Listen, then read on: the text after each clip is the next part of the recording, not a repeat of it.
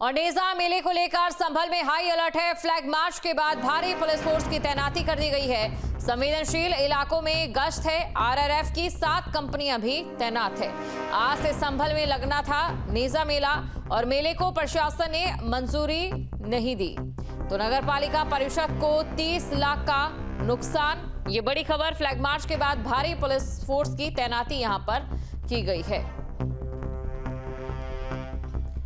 और इसी खबर पर अधिक जानकारी के साथ संवाददाता सत्यपाल लाइव हमारे साथ जुड़ चुके हैं। सत्यपाल, फिलहाल क्या तस्वीर देखी जा रही है? इसी के साथ ही नगर पालिका परिषद को 30 लाख का नुकसान भी हुआ है।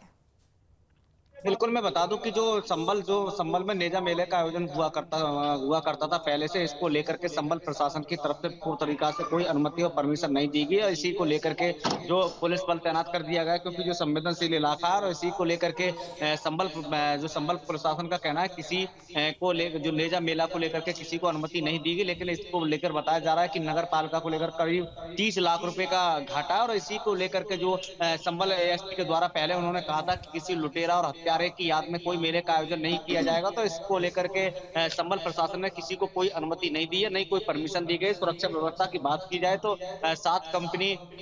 कमांडो पुलिस फोर्स वहां मौजूद है और चप्पे चप्पे पे पुलिस बल तैनात कर दिया गया। कल ही संभल प्रशासन की तरफ से बता दिया गया था कि कोई भी मेले का आयोजन नहीं किया जाएगा, पहले से भी नहीं किया गया था। जैसे कि मुस्लिम समुदाय के लोगों का कहना है कि यहाँ पर कई वर्षों से परंपरा चली आ रही थी कि नेजा मेला का आयोजन हुआ करता था, लेकिन इसको लेकर के संभल प्रशासन की तरफ से मेले की कोई अनुमति, कोई परमिशन नहीं दी गई है और इसी को लेकर के माना जा रहा है कि सुरक्षा व्यवस्था को लेकर वहां पर पुलिस बल तैनात कर दिया गया है। जी बिल्कुल, सुरक्षा को लेकर पुलिस बल यहां पर तैनात है। लोगों का क्या कुछ कहना है नेजा मेला को लेकर, क्योंकि लोग हर साल यहां पर नेजा मेला देखते थे, लेकिन अब वो नेजा मेला यहां पर नहीं होगा।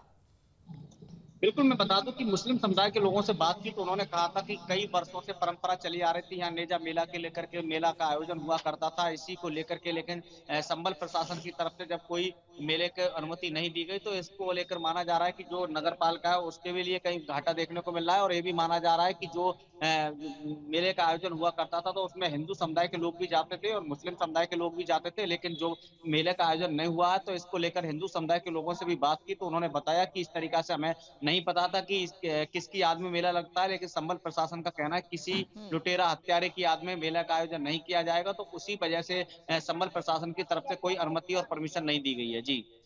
बिल्कुल सत्यपाल, और देखिए बहुत से मामले ऐसे निकलकर सामने आ रहे हैं जिसमें ये सवाल खड़ा हो रहा है कि इतिहास का आधा अधूरा ज्ञान कहीं ना कहीं आज इन चीजों के पीछे की वजह भी बनता दिखाई दे रहा है। बिल्कुल, मैं बता दूं कि जिस तरीका से लोग अपने अपने